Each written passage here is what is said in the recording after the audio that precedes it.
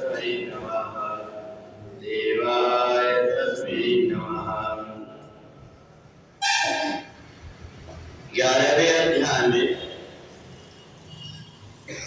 विश्वरूप का वर्णन है।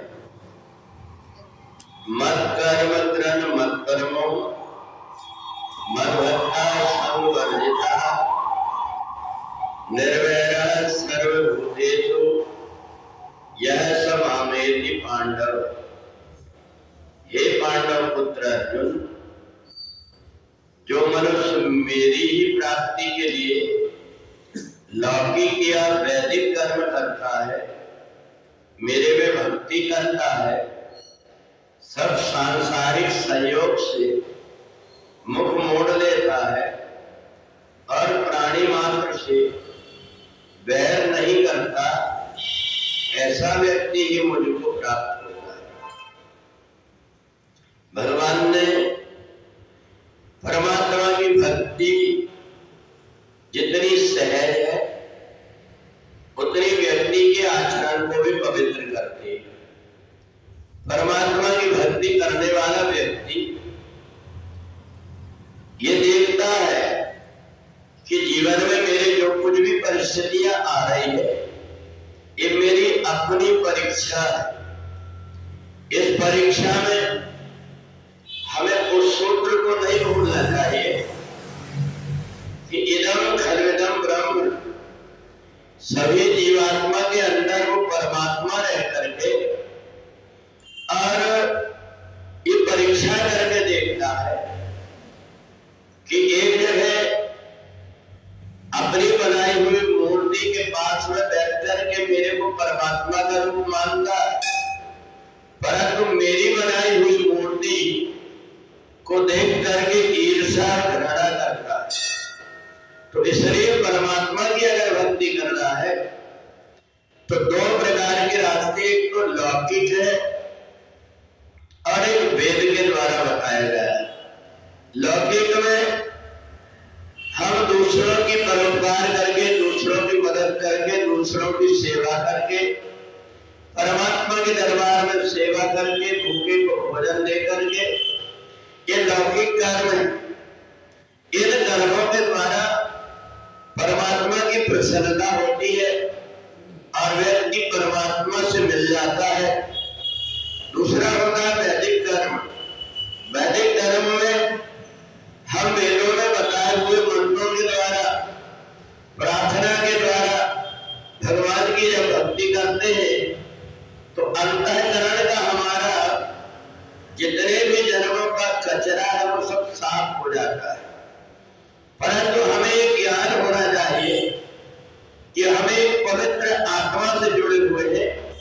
वो परमात्मा पवित्र स्वरूप है। वो परमात्मा जब हम उससे जुड़ते हैं तो उसे और हमसे कुछ नहीं चाहिए, केवल उसको चाहिए निर्मल मन जन सोमोय पावा, मोहि कपट छल छिद्र न भावा। तो परमात्मा से जुड़ने के लिए धन की भी आवश्यकता नहीं है, सुंदर शरीर की आवश्यकता नहीं है, कोई उम्र का बंधन नहीं है।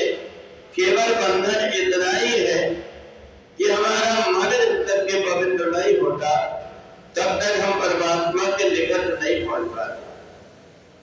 तो इसलिए मत कर्म, भगवान कहते हैं जो कुछ भी कर्म कर रहे हैं ये परमात्मा के लिए, अपने परमात्मा के लिए मैं कर रहा हूं। और जब ऐसी दृष्टि हो जाएगी तो हमारी भावना पवित्र हो जाएगी।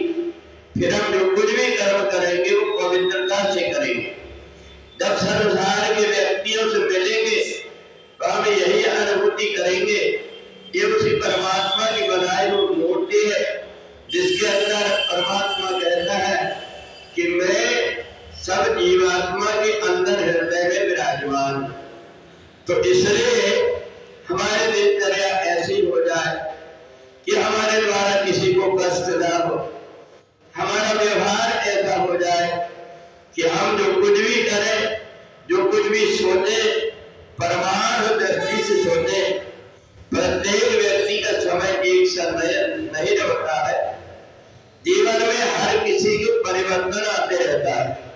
जैसे आज दिन है, थोड़ी देर के बाद में रात हो जाएगी, यही जीवन का क्रम है। इसके बीच में रह करके हमें अपने लक्ष्य को, अपने सूत्र को जब धारण करेंगे और हम हर जगह उस परमात्मा की अनुभूति करेंगे, तो अलग से आंख बंद करके बैठ करके ध्यान करने की जरूरत नहीं पड़ेगी।